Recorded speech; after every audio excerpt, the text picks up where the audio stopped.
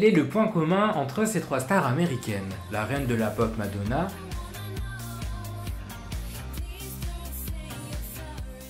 la star de sitcom Fran Drescher, Pas du tout. Oh là là, ce bouquin m'aplatit complètement mon beau bouffon. Il s'agit de vos hanches, Miss Fine. Personne ne me les a jamais reprochées. et l'artiste tourmentée Lana Del Rey. A priori, pas grand chose. Et pourtant, quand je les regarde, j'ai l'impression qu'elles se sont toutes inspirées de notre diva française, Dalida. Cette chanson d'autrefois, je la chante pour toi. Salut à toutes et à tous, soyez les bienvenus sur ma chaîne YouTube Dorian. Et aujourd'hui, j'ai décidé de vous parler de l'influence internationale qu'aurait pu avoir, et je le mets bien au conditionnel, Dalida, qui est avec Edith Piaf l'artiste féminine française la plus importante du XXe siècle. Oui, je suis comme Orlando, le petit frère et producteur de Dalida. Je vois Dalida partout. Une actualité autour de Dalida pour la Vous propulser. remixez les tubes de Dalida dans l'air du moment. Il ne faut pas oublier que Dalida, c'est pas simplement une artiste. Pour moi, et ça reste mon opinion personnelle, Dalida aurait pu influencer trois stars américaines. La reine de la pop Madonna, l'emblème des années 90 Fran Drescher, alias la nounou d'enfer, et l'une des chanteuses américaines les plus populaires des années 2010, Lana Del Rey. Pour confirmer mon intuition personnelle, car aucune célébrité que je viens de vous citer n'a parlé de Dalida comme source d'inspiration, j'ai mené ma petite enquête et j'ai cherché des indices qui pourraient prouver un potentiel lien artistique entre Dalida et ces trois stars américaines. Commençons par Madonna, l'indétrônable reine de la pop. Madonna, c'est la chanteuse pop féminine la plus puissante depuis les années 80. Même si ça fait une dizaine d'années maintenant, depuis la sortie de son album Rebel Heart, que sa popularité est devenue un petit peu plus confidentielle. Vous allez me dire, mais quel rapport entre Dalida et Madonna? J'y viens. En 2005, Madonna sort l'album Confession on Dance Floor, porté par l'incroyable tube Hang Up. Dans ce titre pop dance, Madonna rend hommage aux années disco puisque ce morceau sample le tube Gimme Gimme du groupe suédois ABBA. La Madone connaît très bien les années disco puisqu'à cette période en 1979, Madonna habitait en France et vivait précisément entre Lille et Paris. Et durant cette année 1979, devinez qui était omniprésente à la télévision française avec ses tubes disco? Eh bien notre Dalida. Il faut savoir que Dalida a innové dans le style disco dès 1976 en reprenant sa chanson d'enfance J'attendrai de Rina Ketty,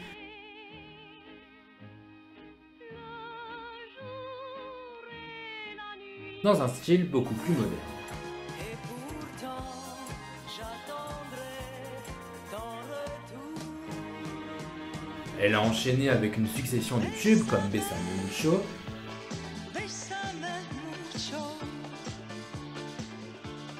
Comme une Laissez-moi danser. Elle a aussi été la première artiste à créer un medley de ses anciennes chansons à la sauce disco des décennies avant l'apparition des DJ et des Megamix, ce qui est quand même assez fort. Cette période a permis à Dalida d'innover dans son art et d'être avec sa compatriote Sheila, une pionnière dans ce qui paraissait nouveau pour l'époque. Des prestations télévisées qui devenaient de véritables shows avec des tenues iconiques, des chorégraphies endiablées et des danseurs pour l'accompagner sur scène. Une véritable révolution dans l'univers de la variété française de l'époque. Je suis persuadé, et ça reste mon opinion personnelle, que durant sa période en France, Madonna a sûrement dû allumer sa télé et voir à l'écran notre Dalida ou notre Sheila. Même si Madonna ne s'est pas volontairement inspirée de Dalida, force est de constater que leurs deux carrières se ressemblent énormément. Dalida était une femme puissante dans l'industrie du disque et s'est construite toute seule, tout comme Madonna. Pendant plus de 30 ans, Dalida a traversé les époques en s'adaptant à chaque fois aux tendances musicales.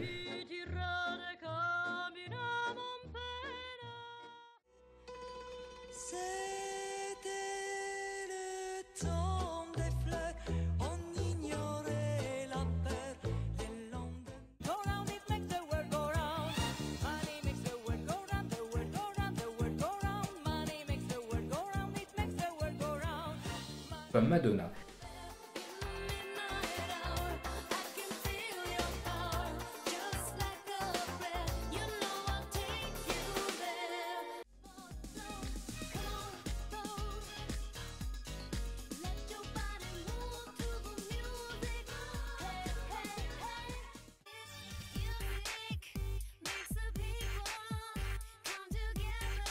Ça fait quand même beaucoup de points communs, et puis toutes les deux ont été à leur manière des patronnes. Dalida a décidé de tout dans sa carrière et Madonna c'est pareil.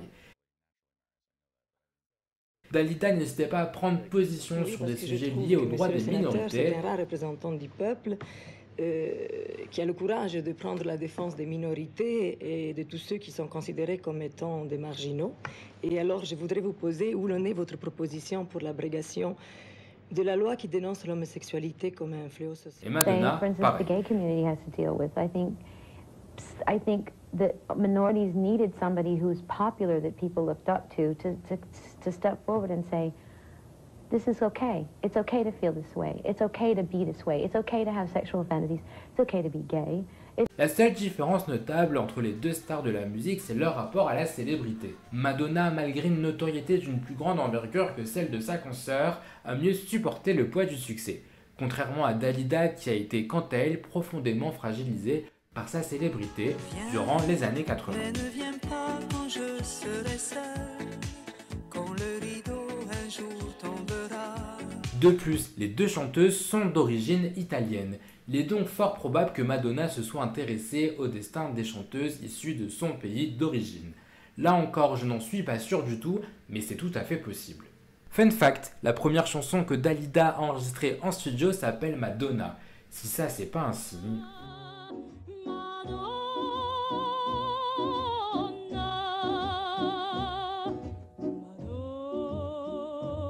Une autre star américaine qui aurait pu s'inspirer de Dalida, c'est Fran Drescher, alias la nounou d'enfer. En fait, j'aimerais savoir pourquoi c'est toi le magicien et moi l'assistante. Eh bien, parce qu'on doit être une très belle femme pour être une assistante. Ah, Tout flatteur vit aux dépens de celui qui l'écoute.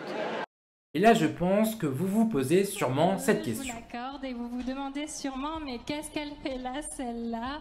Mais...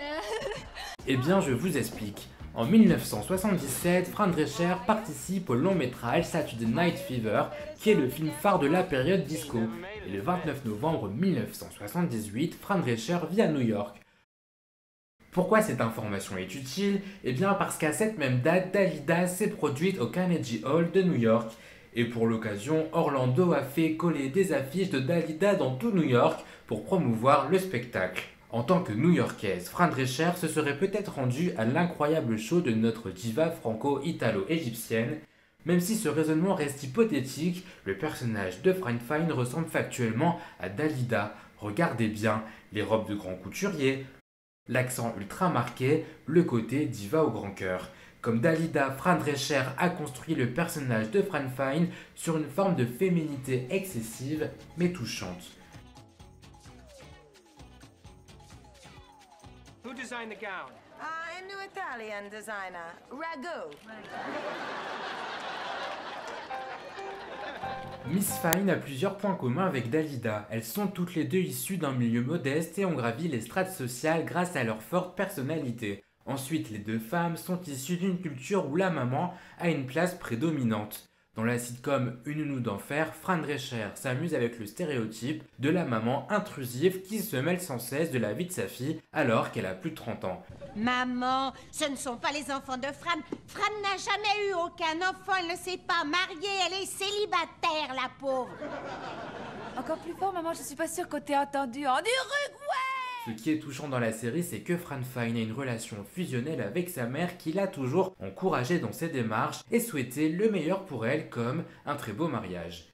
Dalida, c'est pareil. Elle a connu une maman très protectrice puisque comme le cite sa biographie officielle, Mon frère, tu écriras mes mémoires, écrite par Catherine Riwa avec la participation d'Orlando, Dalida a eu petite 2 fois plus d'affection de sa maman car sa mère voulait compenser les problèmes ophtalmologiques que la petite Bambina avait. Et dès que Dalida eut l'argent nécessaire, elle fit venir sa famille d'Égypte pour qu'ils vivent à proximité d'elle. Un autre point commun entre Dalida et le personnage de Miss Fine, c'est l'importance qui est accordée à la relation de couple, mais aussi au mariage. Dalida cherchait avec les hommes qu'elle rencontrait un idéal qu'elle ne trouvait pas, ce qui l'a conduite à de grandes tragédies dans sa vie sentimentale. Et dans la sitcom Une nounou d'enfer, Fran Fine se met une immense pression pour trouver l'homme de sa vie. Vous voulez connaître le plus drôle? La psychologue m'a dit qu'inconsciemment, je refusais d'avoir une relation avec quelqu'un. Oh, mais avec Qui voyons? Ce qui est marrant aussi, c'est que les deux femmes se sont entourées artistiquement de la même manière. Je m'explique. Dalida a été produite par un homme, Orlando, son petit frère, qui la voyait comme une muse.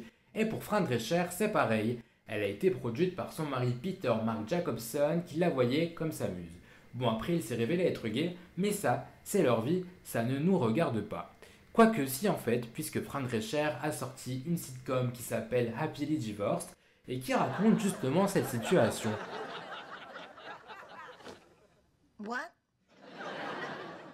I'm gay. La série reste dans l'humour du Nous d'enfer et elle est disponible en anglais sur YouTube si ça vous intéresse. La dernière diva qui je trouve a un lien artistique avec Dalida, c'est Lana Del Rey. La première fois que j'ai vu le clip de Video Games en 2012, j'ai tout de suite pensé à la période 60s de Dalida. Je vous laisse juger en images. Backyard, pull up in your fast car, whistling my name. Nous sommes deux ombres et deux solitudes. Je pense que pour le cas de Lana Del Rey, il s'agit plus d'une succession de coïncidences. Lana Del Rey a pour source d'inspiration l'Amérique des années 50. Dalida, elle a très bien connu cette époque puisqu'elle y a vécu, non pas aux États-Unis mais dans un autre pays occidental, la France, puisqu'elle a débarqué à Paris le 24 décembre 1954. L'une des principales sources d'inspiration de Dalida, c'est Rita Hayworth, une célèbre actrice américaine qui incarne dans son œuvre la plus connue, le film noir Gilda, une femme fatale qui incarne le glamour d'une ancienne Amérique. Lana Del Rey, sa source d'inspiration est l'actrice Lana Turner, l'incarnation du glamour pendant l'âge d'or du cinéma hollywoodien durant les années 50. Une autre caractéristique rassemble Lana Del Rey et Dalida, c'est leur manière à elles de ressentir la vie. Durant la fin des années 60, Dalida était au plus mal psychologiquement à cause de la mort tragique de son amant Luigi Tenco, qui s'est ôté la vie après avoir raté le concours de San Remo.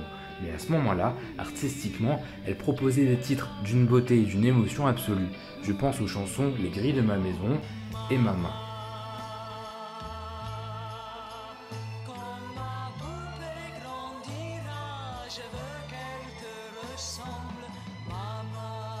Lana Del Rey, c'est un peu pareil dans sa musique. Elle semble avoir une fascination pour les thèmes tragiques, comme en témoigne le titre de son premier album, Born to Die, qui signifie Né pour mourir. À travers leurs œuvres, les deux artistes incarnent une forme de femme fatale brisée, glamour mais perdue. De femmes qui ont visiblement tout pour être heureuses, mais qui, à l'intérieur d'elles, ressentent de très puissantes émotions qu'elles réutilisent avec un immense génie dans leur art, la musique. C'est donc sur cette note mélancolique que s'achève cette vidéo, j'espère qu'elle vous aura plu. N'hésitez pas à vous abonner à la chaîne YouTube et à me dire en commentaire si vous êtes d'accord avec mon raisonnement ou pas du tout. En attendant une prochaine vidéo, je vous propose, pour rester dans le thème, de découvrir l'histoire de Fran Drescher. D'ici là, portez-vous bien, ciao. C'est moi ta mère, et rien de ce que cette bonne femme pourra raconter ne me convaincra que c'est pas moi. Si vous voulez discuter en privé, nous avons des chambres d'hôtes. T'entends ça, ta mère a des chambres d'eau.